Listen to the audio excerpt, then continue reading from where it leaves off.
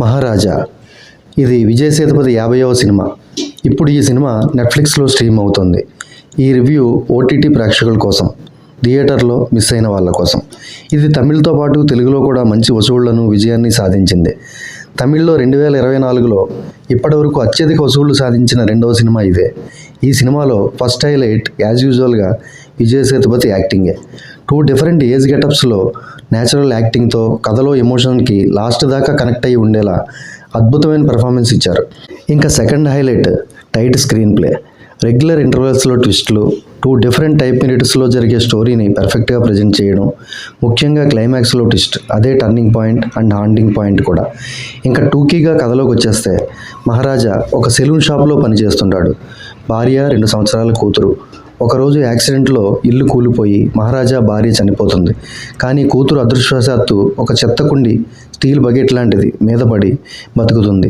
అప్పటి నుంచి ఆ స్టీల్ చెత్త కుండీకి లక్ష్మి అని పేరు పెట్టి అపురూపంగా చూసుకుంటుంటాడు. ఇది ఒకప్పటి కథ.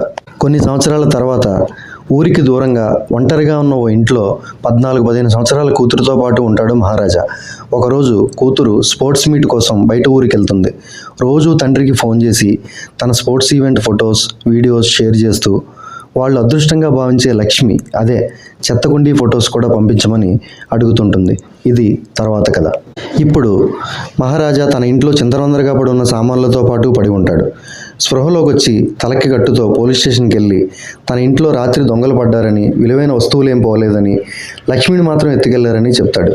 లక్ష్మి అంటే చెత్తబుట్ట అని తెలుసుకుని చిరాకు పడి, భయపెట్టి, బెదిరించి, పిచ్చోడిలా భావించి పోలీస్ స్టేషన్ నుంచి తరిమేస్తారు. అయినా మళ్ళీ వస్తాడు. 500 రూపాయలు చెత్తబుట్టని కనిపెట్టి తెస్తే 5 లక్షలు ఇస్తానని ఇన్స్పెక్టర్తో బేరం కుదుర్చుకుంటాడు.